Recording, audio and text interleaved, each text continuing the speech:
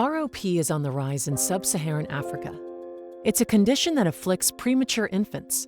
And today, there are more premature infants in the region than ever.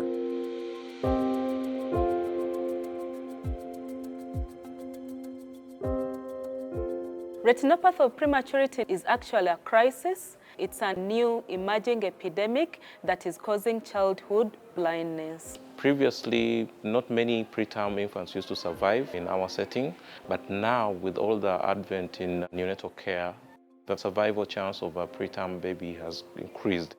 The problem, it turns out, is the way oxygen is typically administered to premature babies. From our work in the US with premature infants, in the 1950s, what we found out was giving babies oxygen made them live. But those babies who received high levels of oxygen became blind. Too little oxygen results in more death and disability, and too much oxygen results in damage to the lungs and particularly to the eyes, which is the concern with retinopathy of prematurity. So prevention is the first step, which means identifying those infants at risk and making sure that they get oxygen levels that are therapeutic, but also not toxic.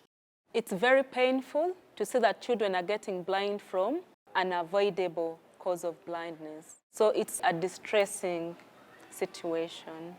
But it can be prevented, and these children can be given good vision.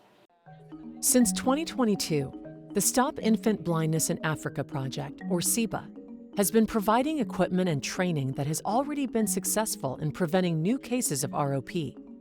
Two simple but critically important pieces of equipment that SIBA has supplied are oxygen blenders, which regulate the concentration of oxygen being delivered to the babies, and pulse oximeters, which monitor the amount of oxygen in the baby's system.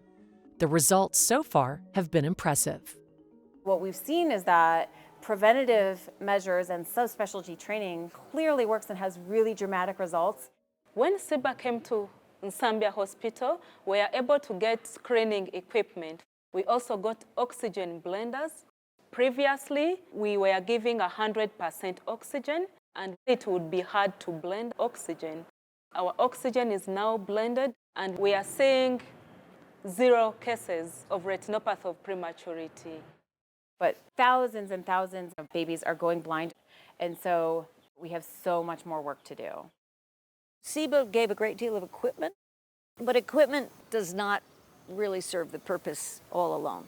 You need people. You need people who know how to use the equipment. You need people who can develop processes and systems to use the equipment properly.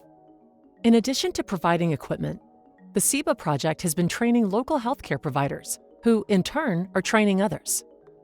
We hope we can be able to host and train other people from different hospitals within the country and other parts of Africa to learn how to prevent ROP and treat it. It has to come from within. So they have to be able to build the infrastructure, have their own equipment, or it won't be sustainable. With the region on the precipice of a major epidemic of childhood blindness, funding is critical.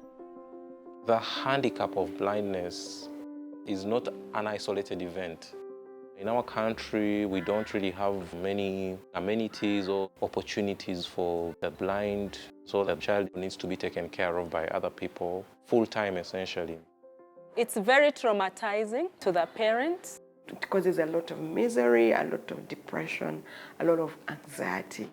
And it's going to increase poverty in the family, poverty in the whole country. Blindness is a disaster for the family and for children, and we can prevent it. I mean, we prevent it in the United States by early recognition and treatment, and that's what needs to happen here. These are low resource settings. There just isn't money available, public money available to purchase even diapers for these infants in the neonatal intensive care units, let alone oxygen blenders.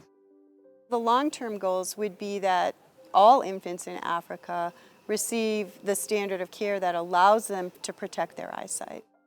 They're going to be able to go to school and learn. They're going to be active and participants in their communities and in their families. This is incredibly cost-effective in terms of preventing blindness and other neurodevelopmental complications of prematurity. So the equipment is relatively inexpensive. The trainers will allow their own ophthalmologists to train their own ophthalmologists. With SIBA, we are really trying to stay in front of this wave of blindness in this epidemic in sub-Saharan Africa. And I think we're off to a fantastic start, and we're going to get there. The SIBA project works and has the potential to prevent countless cases of infant blindness, but only with your help. Your support can and will make a difference.